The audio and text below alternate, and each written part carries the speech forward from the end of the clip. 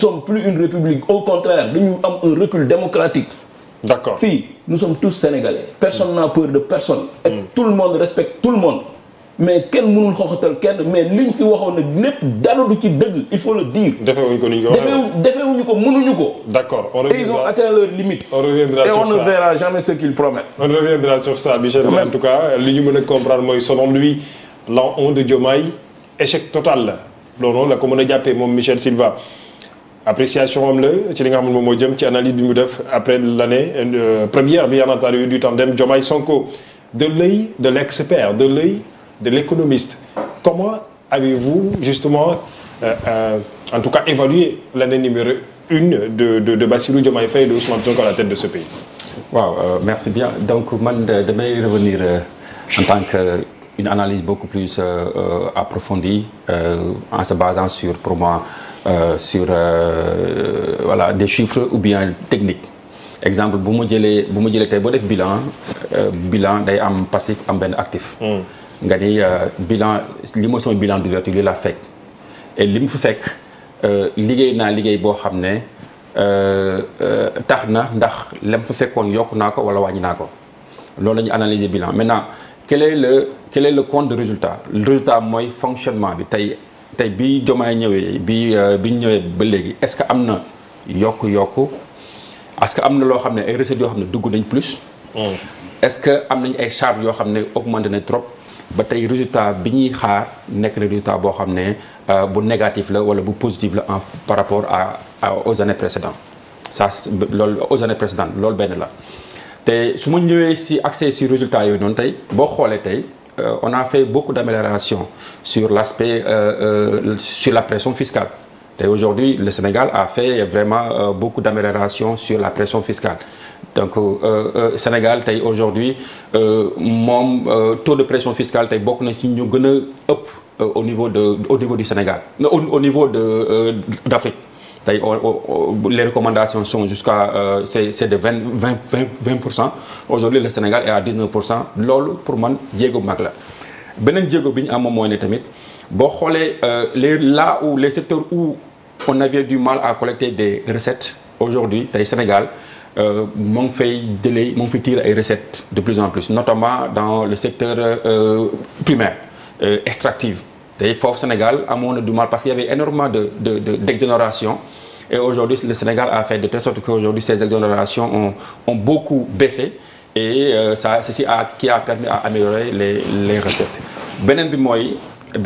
ne au niveau toujours des produits il y avait des polémiques sur le port de Dakar, est-ce que les recettes ont baissé ou pas sur l'exportation et l'importation? Je pense que le directeur du port est revenu sur ça en disant qu'il n'y a pas une baisse d'activité. Au contraire, il y a des améliorations. Donc, de ce point de vue, sur ce qui entre globalement du point de vue macroéconomique, donc on voit qu'il y a des améliorations du point de vue de nos produits qui entrent et aussi sur l'agriculture aussi il y a beaucoup d'améliorations il y a exemple si vous prenez l'agriculture sur la subvention des intrants il y a des efforts que le gouvernement avait fait ces efforts c'est une subvention de plus de 120 milliards qui a permis vraiment à la population d'avoir une production beaucoup plus abondante par rapport aux années précédentes. Et aujourd'hui aussi, il y a un encadrement aussi de ce secteur-là de l'agriculture, donc de plus en plus. Et on a vu aussi un temps, et il y a beaucoup de... J'ai vu beaucoup d'images et de reportages sur aujourd'hui l'agrobusiness que aujourd'hui le gouvernement essaie de porter tout en ayant un regard sur les producteurs locaux. Ça, tamit pour moi, loo xam ne la ñëw na renforcer c'est bien vrai que aujourd'hui il y a de plus en plus de am na ay faiblesses yoo xam ne war nañ ko mën a jàngaat pour gën ko mën a améliorer parce que tamit on fait de la production mais cette production là lu bëri dañ koy bazarder donc war nañu mën a xool dans ce secteur là nu ñuy def ba tey producteurs yooyu noonu ñu gën a mën a am fu ñuy stocker seen ay produits mobiles du bañ ko bazarder ba jaay ko à vil prix loolu pour man amélioration boo xam ne Sénégal ñoo ngi ci kawam je pense que fii beneen bi mooy acquis bi nga xam ne am nañ ko moom mooy ne la bonne gouvernance la bonne gouvernance pour man benn produit boo xam ne la c'est fa important trop parce que boo regardé boo xoolee fi ñu jógee gouvernement bi jógee ak ñoom tey gouvernement bi ñu am ni tey sur les questions de transparence et de bonne gouvernance je pense que mooy seen premier jéego donc mooy ñi nga xam ne mooy premier acquis sur le résultat bi nga xam ne tey Sénégal am na ko. est-ce que mais bonne gouvernance boobu am nañu ko quand on parle de l'affaire Azer quand on parle de l'affaire ONAS est-ce que du luy xaw a ñuulal soow bi tuuti ci bonne gouvernance bi ngay wax. waaw l'affaire Azer boobu on peut en discuter pour man y a benn incompréhension dafa am et puis boo xoolee tamit Azer bi l'affaire Azer aussi boo xoolee tamit il y avait une surfacturation il y avait des discussions dans ces conditions et jusqu'à présent aujourd'hui le directeur général de Azer continue à faire ses activités. Exactement. Et à augmenter même l'électrification au niveau rural pour man donc il y a pas de problème il y a pas de question là-bas. Maintenant l'autre le cas est pendant donc on va rester mais on entend moins de problèmes qu'avant. Et quand je parle de bonne gouvernance transparente, ça veut dire qu'ils ont mis en place des mécanismes et ils ont propulsé cela. Et c'est ça qui a amené aujourd'hui ces résultats qu'on a au niveau du diagnostic au niveau du diagnostic des finances. Tey accepté mais oui nous sommes endettés beaucoup plus que ce que nous avons dit nous sommes à aujourd'hui 99,67% d'endettement et par rapport à ñoom li ñu déclaré woon mënoon nañu ñëw te loolu question de transparence la et aussi question de bonne gouvernance parce que bu ñu demoon ci ay fen je pense que tey du ñu àgg fii ni ñu àgg tey du ñu toog fii di wax ne ay dépréciation et duñu am même lecture pour man loolu résultat bi mu jur c'est négatif résultat bi mu jur à court terme tey sur les années là 1 an là c'est négatif parce que dañoo jël suñu dépréciation suñu indice tey suñu indice dafa wàcc trop suñu indice auprès de Moody's auprès de FNT suñu indice wàcc na trop on a un impact négatif aujourd'hui sur le résultat mais à long terme on va voir que cet impact qui est négatif va engendrer des résultats positifs dans le futur pour man tey lu ñu ji la ñu def ci beaucoup d'efforts ñu perte lu bëri mais d'ici peu inchallah dinañ gis ne loolu. danañu jural lu baax a baax. loolu kon vous pensez excusez-moi de vous couper ci li nga xam moom mooy logique boobu dama la bëgg a relancer rek nga continuer foofu. vous pensez qu'aujourd'hui qu'ils sont partis sur de bonnes bases est-ce que vous pensez que l'avenir sera meilleur par rapport ak li nga xam ne foofu la ñuy déparé. Bon, d'après les théories économiques aujourd'hui je pense que ils sont dans les phases aujourd'hui parce que tey il y a ce qu'on appelle l'incohérence temporelle tey bis boo di chaque fois ngay fen di ngeen baal ci kàddu gi ngay waxul loo xam ne safaan ba la ak la ngay def. c'est interdit voilà safaan ba la. c'est vrai que journée bi coow voilà loo xam ne safaan ba la ngay def. nga koy wax sa ay dëkk sa ay.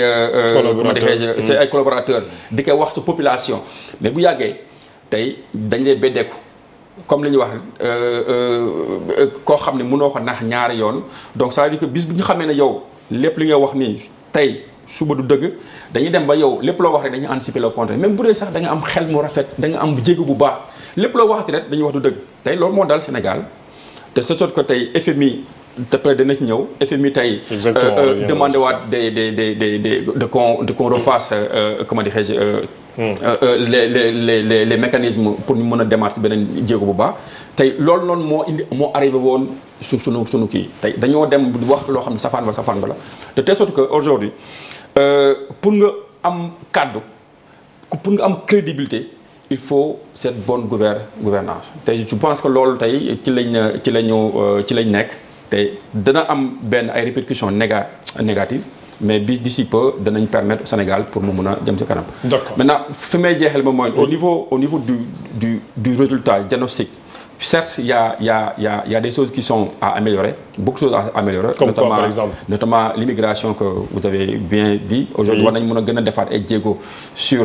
vraiment immigrés yi nekk à l'extérieur pour man c'est très important parce que boo xoolee ceux qui ont beaucoup plus contribué à l'élection aujourd'hui de Diomaye si il y a ce qu'on appelle la diaspora ñoom dañoo dañu contribuer bu baax a baax aussi les étudiants au niveau du monde universitaire tamit war nañ ci mën defaat ay jéego pour man il y a plein de choses yoo xam ne tey sur le monde universitaire xaaroon na leen ci ñu gaaw ci trop mais vraiment dafa c'est trop lent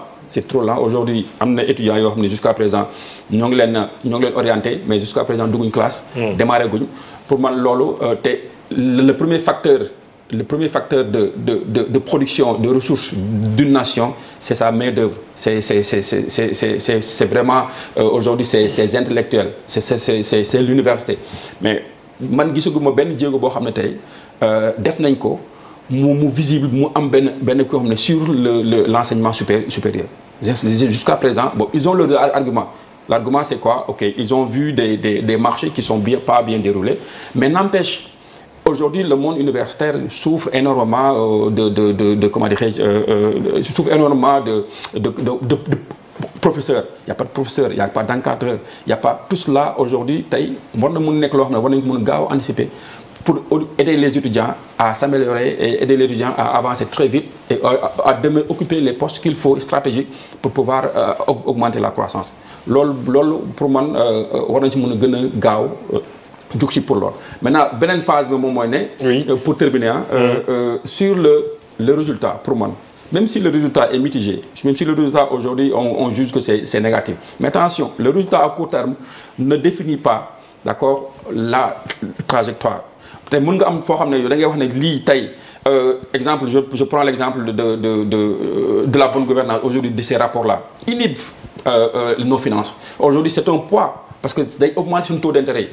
Mais d'ici peu résultat boobu noonu suñu ay actifs dana gën a yokk d'ici peu donc pour le bilan maintenant actifs yi tey sur le bilan boo xoolee passif yi Sénégal lan la am ci passif endettement on voit que de plus en plus oui l'endettement elle est là continue à être là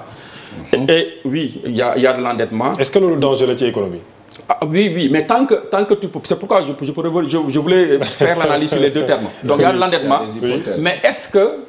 en contrepartie nous avons les actifs nécessaires pour pouvoir s'endetter donc l'endettement boobu noonu tey endettement bi ñoo ngi endetté wu ok est-ce que am nañ trésorerie assez de trésorerie pour payer les salariés ainsi de suite jusqu'à présent je pense que ñoo ngi fay les salariés est-ce que am nañ aujourd'hui état aujourd'hui tey par rapport à ñi mu amel la dette intérieure ñi mu amel ci dëkk bi est-ce que tey état fay na je pense qu'ils ont fait des efforts ils ont payé certains fournisseurs national tey am na ñoo xam ne peut-être des na mais au niveau du bilan ci kaw est-ce que on a la possibilité aujourd'hui de s'endetter à très long terme loolu moo nekk tey la vraie question parce que tout découle est-ce que le pouvoir de l'État à pouvoir s'endetter sur le long terme ba tey du ñu sonal lu ñu ko may nag moom mooy ne au niveau de l'actif su ma ñëwee au niveau de l'actif dañu gis ne actif bi Sénégal tey am nañ pétrole am nañ des ressources yoo xam ne de plus en plus ñoo ngi leen di gën a mu ngi am meilleure gestion de plus en plus loolu pour moi c'est une ressource yoo xam ne Sénégal dina ko mun permettre mu mun a pouvoir endetter sur le long terme ba du ko sonal deuxièmement moo ne est-ce que aujourd'hui le Sénégal dana am benn des facteurs de productive industrielle boo xam ne dana ko permettre pour mu mun a gaaw génnee recette extra donc je pense que loolu tamit war nañ si mun a jéego boo xam ne war nañ ko mun a def et bu ñu ko réussir pour man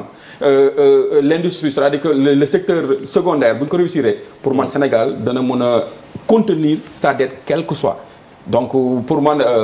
en finalité pour man li may moom moo ne la dette en tant que telle c'est pas benn loo xam ne loo xam ne day yàqal dëkk naka mën a contenir naka mën a gérer ba du ko yàqal relance am te un des économistes disait